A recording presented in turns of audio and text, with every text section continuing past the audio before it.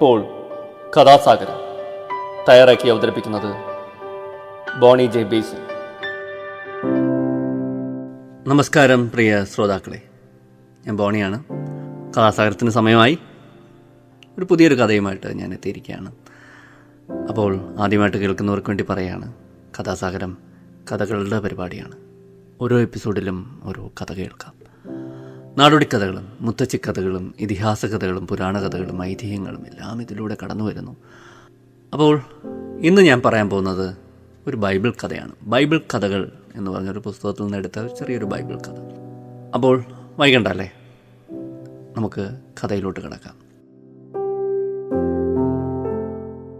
മനുഷ്യനെ രക്ഷിക്കാൻ വേണ്ടി നിയമങ്ങളെ ധിക്കരിക്കാൻ ഒരു മടിയും കാട്ടാത്ത വിപ്ലവകാരിയാണ് യേശു. ഒരിക്കൽ സാബത്ത് ദിവസം യേശു ദേവാലയത്തിൽ പൂജ നടത്തുമ്പോൾ അവിടെ കൈ തളർന്ന ഒരാളുണ്ടായിരുന്നു. യേശു സാബത്ത് ദിവസമായ അന്ന് തന്നെ അയാളെ സുഖപ്പെടുത്താൻ തയ്യാറായി. അത് മനസ്സിലാക്കിയ യഹൂദ പ്രമാണിമാർ യേശുവിനെ കുറ്റവാളിയാക്കാൻ പദ്ധതിയിട്ടുകൊണ്ട് അദ്ദേഹത്തോട് ചോദിച്ചു, സാബത്ത് നാളിൽ രോഗം സൗഖ്യം നൽകാൻ നിയമം അനുവദിക്കുന്നുണ്ടോ? ഊവ് എന്ന് ഉത്തരം പറഞ്ഞാൽ നിയമം ലംഘിച്ചതിൻ്റെ പേരിൽ അവർക്ക് യേശുവിനെ പിടികൂടാം. പക്ഷേ യേശു അങ്ങനെ മറുപടി പറയുന്നതിന് പകരം അവരോട് ഇങ്ങനെ ഒരു ചോദ്യം ചോദിച്ചു. സാബത്ത് ദിവസം നിങ്ങളിൽ ആരുടെയെങ്കിലും ആട് കിണറ്റിൽ വീണാൽ നിങ്ങൾ അന്ന് അതിനെ വലിച്ചു കയറ്റില്ലേ? ആടിനേക്കാൾ എത്ര വിലയുണ്ട് മനുഷ്യന്. അതിനാൽ സാബത്ത് ദിവസം നന്മ ചെയ്യുന്നത് നിയമാനുസൃതമാണ്. എന്നാൽ യേശു പറഞ്ഞ ആ നല്ല കാര്യം നിയമത്തിൽ മാത്രം കടിച്ചു തൂങ്ങുന്ന പ്രമാണിമാർക്ക് മനസ്സിലായില്ല. യേശു കൈ തളർന്ന രോഗിയോട് പറഞ്ഞു, നീ ഭയപ്പെടേണ്ട, നിന്റെ തളർന്ന കൈ ഇങ്ങോട്ട് നീട്ടുക. അപ്പോൾ അയാൾ പ്രയാസം കൂടാതെ ആ കൈ ഉയർത്തി നീട്ടിപ്പിടിച്ചു. തനിക്ക് മറ്റേ കൈ പോലെ തളർവാദം പിടിച്ച കൈ ഇപ്പോൾ പ്രവർത്തിപ്പിക്കാൻ കഴിയുമെന്ന് അയാൾ മനസ്സിലാക്കി. കാരണം യേശു അയാളെ സുഖപ്പെടുത്തി കഴിഞ്ഞു. അത് കണ്ട് കോപാകുലരായ ഫരിസേയ പ്രമാണിമാർ ഉടനെ ഒരു യോഗം കൂടി യേശുവിനെ എങ്ങനെ ശിക്ഷിക്കണമെന്ന് ആലോചിച്ചു.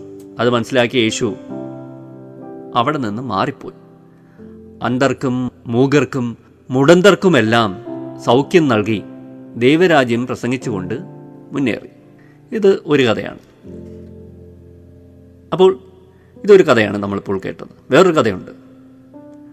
അത് കേൾക്കുമ്പോൾ നമുക്ക് യേശുവിൻ്റെ യഥാർത്ഥ വീക്ഷണം എന്താണെന്ന് നമുക്ക് മനസ്സിലാക്കാൻ സാധിക്കും.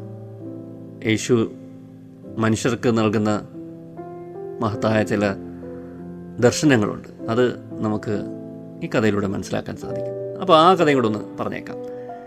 യേശുവും ശിഷ്യന്മാരും ഒരു ദിവസം ഒരു മലയുടെ താഴ്വാരത്തിലേക്ക് കയറി. വലിയൊരു ജനക്കൂട്ടം യേശുവിൻ്റെ വാക്കുകൾ കേൾക്കാൻ അദ്ദേഹത്തോടൊപ്പം നടന്ന് ചുറ്റും കൂടി. ക്രിസ്തു പ്രസംഗം ആരംഭിച്ചു. മലയിലെ പ്രസംഗം എന്ന് നാം പറയുന്ന ആ പ്രസംഗത്തിൽ ആരാണ് ഭാഗ്യവാൻ എന്ന് യേശു വ്യക്തമാക്കി. അദ്ദേഹം പറഞ്ഞത് ഇങ്ങനെയാണ്: ആത്മാവിൽ ദരിദ്രർ ഭാഗ്യവാന്മാർ, സ്വർഗരാജ്യം അവരുടേതാണ്. വിലപിക്കുന്നവർ ഭാഗ്യവാന്മാർ, അവർക്ക് സാന്ത്വനം ലഭിക്കും. സൗമ്യശീലർ ഭാഗ്യവാന്മാർ, അവർ ഭൂമിയെ അവകാശമാക്കും. നീതിക്ക് വേണ്ടി വിശക്കുകയും ദാഹിക്കുകയും ചെയ്യുന്നവർ ഭാഗ്യവാന്മാർ, അവർ സംതൃപ്തി അടയും. കരുണയുള്ളവർ ഭാഗ്യവാന്മാർ, അവർക്ക് കരുണ ലഭിക്കും. ഹൃദയശുദ്ധിയുള്ളവർ ഭാഗ്യവാന്മാർ, അവർ ദൈവത്തെ കാണും. സമാധാനം സ്ഥാപിക്കുന്നവർ ഭാഗ്യവാന്മാർ, അവർ ദൈവപുത്രർ എന്ന് വിളിക്കപ്പെടും. നീതിക്ക് വേണ്ടി പീഡ അനുഭവിക്കുന്നവർ ഭാഗ്യവാന്മാർ, സ്വർഗരാജ്യം അവരുടേതാണ്. മത്തായി എന്ന അപ്പോസ്തലൻ തൻ്റെ സുവിശേഷത്തിൽ എഴുതി വെച്ചിട്ടുള്ള മലയിലെ പ്രസംഗത്തിൽ യേശു മനുഷ്യർക്ക് 8 വിധം സൗഭാഗ്യങ്ങൾ വാഗ്ദാനം ചെയ്യുന്നു. യേശു വീണ്ടും ജനങ്ങളോട് പറഞ്ഞു, നിങ്ങൾ ഭൂമിയുടെ പ്രകാശമാകുന്നു. മലമുകളിൽ പണിതുയർത്തിയ നഗരം മറഞ്ഞിരിക്കുകയില്ലല്ലോ. വിളക്ക് കൊളുത്തി ആരും പറയുടെ കീഴെ വെക്കാറില്ല. നിങ്ങളുടെ സൽപ്രവൃത്തികൾ കൊണ്ട് മനുഷ്യർ ദൈവത്തെ മഹത്വപ്പെടുത്താൻ നിങ്ങളുടെ വെളിച്ചം അവരുടെ മുമ്പാകെ പ്രകാശിക്കട്ടെ. ഇത്രയുമാണ് ഈ കഥ.